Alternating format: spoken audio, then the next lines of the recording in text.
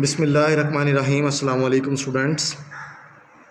Chapter first के numericals हमारे solve हो चुके, साइड ब्लॉक्स कंप्लीट हो गए, हमारे थ्योरेटिकल पार्ट कंप्लीट हो गया। उसके बाद स्टूडेंट्स कंसेप्चुअल क्वेश्चन स्टार्ट करने जा रहा हूँ। रिव्यू क्वेश्चंस आपके बाद में होंगे। कंसेप्चुअल क्वेश्चन में सबसे पहले स्टूडेंट्स मेरे पास एक क्वेश्चन लिखा हुआ है यहाँ पे, that if the length of the simple pendulum is doubled, what will be the change in its time period? Students, as you know that हम लोगों ने चैप्टर फर्स्ट के अंदर टाइम पीरियड का फार्मूला सिंपल पेंडुलम का ही, यानी इसी chapter के अंदर सिंपल पेंडुलम के टाइम पीरियड का फार्मूला रीड किया हुआ है, तो उसकी मदद से इस कंसेप्चुअल क्वेश्चन को जो है वो सॉल्व किया जाएगा। कंसेप्चुअल क्वेश्चन में स्टूडेंट्स मेरे पास फर्स्ट जो कंसेप्चुअल क्वेश्चन का जो सोल्यूशन है, हमें पता है कि जो टाइम पीरियड का फार्मूला होता है that is T is equal to 2 L over G square root. मुझे पता है ये चीज़ होती है यहाँ पे। अब मैं यहाँ पे ना एक न्यू जो लेंथ है वो उसको ले लेता हूँ। आप L के साथ न्यू मेंशन कर लो या L नॉट मेंशन कर लो, L1 मेंशन कर लो, आप यहाँ पे कुछ और भी मेंशन कर सकते हैं यहाँ पे। अब स्टूडेंट्स हमें पता है जैसे वो टाइम पीरियड का फार्मूला है, ऐसे ये भी एक टाइम पीरियड का फार्मूला है। जस्ट यहाँ पे टी चेंज हो गया, जैसे लेंथ चेंज हुई तो यहाँ पे जो L है वो न्यू लेंथ वाला जो है वो L है। अब हमें यहाँ पे क्वेश्चन ये है कि उसने कहा था कि अगर लेंथ को डबल कर दिया जाए तो आप क्या फ़र्क फील करेंगे, यहाँ पे डिफरेंस क्या फील करेंगे। तो स्टूडेंट्स लेंथ को मैं यहाँ पे डबल कर देता हूँ। अब यहाँ पे अब क्या होगा कि ये जो 2 मैंने यहाँ पे ऐड किया है, यानी L के साथ मल्टीप्लाई किया है इसको बैलेंस्ड, तो अब वो क्या होगा कि ये वाला जो स्क्वायर रूट 2 है मैं इसको सेपरेट कर लेता हूँ यहाँ से, और जो ये L ओवर जी है वो यहाँ पर रह जाएगा मेरे पास। अब इस स्क्वायर रूट 2 को मैं एक साइड पर यहाँ पर ना मैंशन कर लेता हूँ, ये मेरे पास आ गया। बाकी जो टर्म मेरे पास स्टूडेंट्स रह गई that is 2 square root L over G. Means के जो टाइम पीरियड है वो इतने टाइम जो है वो इंक्रीज़ जो है वो हो जाएगा अगर हम लेंथ को डबल कर देंगे रियल टाइम पीरियड के, यानी जो रियल लेंथ लेके हम लोग टाइम पीरियड फाइंड कर रहे थे, अगर उस लेंथ को डबल कर दिया जाए तो जो नया टाइम पीरियड आएगा वो इतने टाइम जो है वो इंक्रीज़ हो जाएगा यहाँ से। Second question is that a ball is dropped from the certain height onto the floor and keeps bouncing. Is the motion of the simple harmonic motion? Explain. अब स्टूडेंट्स आप लोग एक बॉल लें, उस बॉल को ज़मीन के साथ, अर्थ के साथ स्ट्राइक करवाएं। आप देखेंगे कि वो जितनी जहाँ से आपने फेंका वो थोड़ा सा वहाँ से ऊपर जाएगा बस, यानी जहाँ से आप फेंक रहे हैं वो आपकी मीन पोजीशन है। अर्थ जो है वो एज ए एक्सट्रीम पोजीशन काम कर रही है। भाई मैं यहाँ से अगर कह लेता हूँ कि यहाँ से मैं एक बॉल जो है वो फेंक रहा हूँ इस अर्थ के ऊपर, तो स्टूडेंट जब ये बॉल यहाँ से स्ट्राइक करेगा तो ये उतनी हाइट से तो ऊपर नहीं जाएगा। अब पता नहीं शायद यहाँ तक आए, शायद यहाँ तक आए, हो सकता है इतनी हाइट पे भी चला जाए। लेकिन क्या होगा स्टूडेंट्स कि जब वो वापस आएगा तो वो ज़मीन से तो टकराएगा, लेकिन यहाँ से जो है वो डिस्टेंस कम हो चुका होगा, फिर वो ज़मीन से तो टकराएगा, यहाँ से कम हो जाएगा। मीन्स के यहाँ से जो मीन पोजीशन से एक्सट्रीम तक का डिस्टेंस है ये तो चेंज नहीं हो रहा, लेकिन ये डिस्टेंस बार बार चेंज हो रहा है। तो ऐसा तो सिंपल हार्मोनिक मोशन में नहीं होता है। इसमें सिंपल हार्मोनिक मोशन में जो एक्सेलरेशन होता है वो हमेशा मीन पोजीशन की तरफ होता है, लेकिन यहाँ पे जो एक्सेलरेशन की डायरेक्शन है वो हमेशा ग्राउंड की तरफ जा रही है। सो दैट कि यहाँ पे जो बॉल जो हम लोग फेंक रहे होते हैं,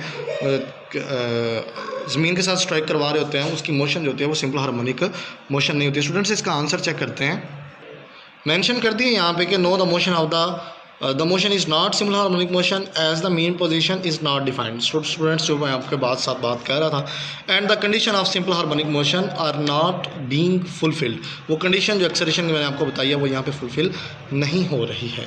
हाँ स्टूडेंट्स, ये एक मेरे पास जो एक्सपेरिमेंट की जो एक स्टेटमेंट मेरे पास गिवन है जिसमें लिखा हुआ है कि एक स्टूडेंट जो है वो 2 डिफरेंट पेंडुलम्स लेके जो है वो टाइम पीरियड नोट कर रहा है, और उन दोनों पेंडुलम्स में उसने डिफरेंट मैसेज यूज़ किए हैं। मींस के सपोज कर लेते हैं कि अगर एक में उसने इतना जो है बाब यूज़ किया तो एक में उसने इतना को बाब यूज़ किया हुआ है, तो 2 सिंपल पेंडुलम उसने डिफरेंट मैसेज के लिए हैं। और बुक वाला पूछ रहा है कि आप बताएं कि क्या जब वो दोनों के साथ टाइम पीरियड फाइंड करेगा तो क्या दोनों का टाइम पीरियड डिफरेंट होगा।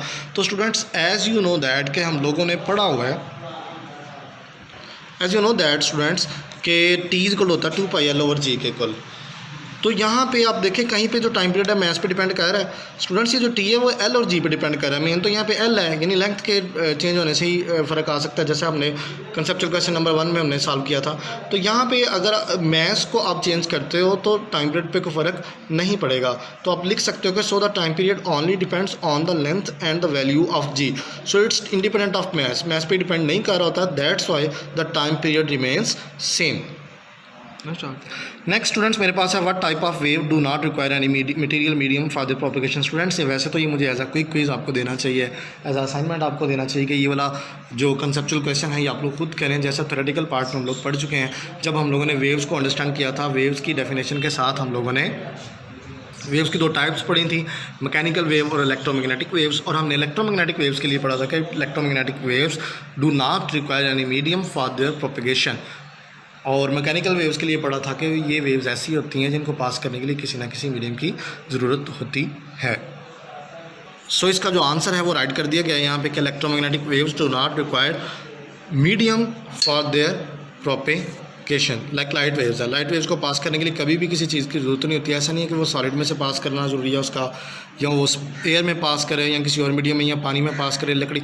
तो स्टूडेंट्स ये जो इलेक्ट्रोमैग्नेटिक वेव्स होती हैं इनको पास करने के लिए किसी मीडियम की ज़रूरत नहीं होती है, मीन्स के स्पेस में से पास कर जाती हैं। स्टूडेंट्स नेक्स्ट क्वेश्चन जो है वो मेरे पास that is plane wave in the ripple tank. Students आप लोग वैसे तो ये क्वेश्चन भी पढ़ चुके हुए हैं, ये आपने रिपल टैंक का जब क्वेश्चन किया था तो उसमें पढ़ा था कि जब डीप टू शैलोअर जो है वो वाटर जाता है, स्ट्रेट रिपल्स जो होती हैं, स्ट्रेट वेव्स जो हैं जब वो जाती हैं तो आपने बताना है कि उसकी स्पीड पे क्या फ़र्क आता है, उसकी वेवलेंथ पे क्या फ़र्क आता है। तो ये हम लोगों ने वहाँ से पढ़ा था कि जब भी जो वाटर जो है वो डीप से शैलोअर जाता है तो वो अपनी डायरेक्शन को क्या कर लेता है स्टूडेंट्स, चेंज कर लेता है।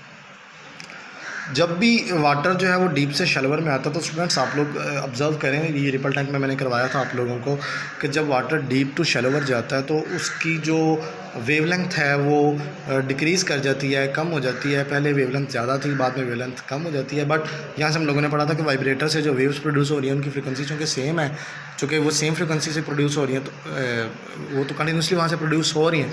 तो यहाँ पे जो डीप पार्ट में वेव्स हैं या शैलोअर पार्ट में वेव्स हैं वो इक्वल है, मीन्स कि दोनों जगह पे जो फ्रीक्वेंसी रहती है वो सेम रहती है। तो इसका मतलब ये हुआ कि जब भी water waves deep to shallower part में जाती हैं तो उनकी जो वेवलेंथ है वो कम हो जाती है। ये तो एक कंफर्म बात हो गई। सेकंड थिंग इज़ कि उनकी डायरेक्शन जो है वो भी चेंज हो जाती है।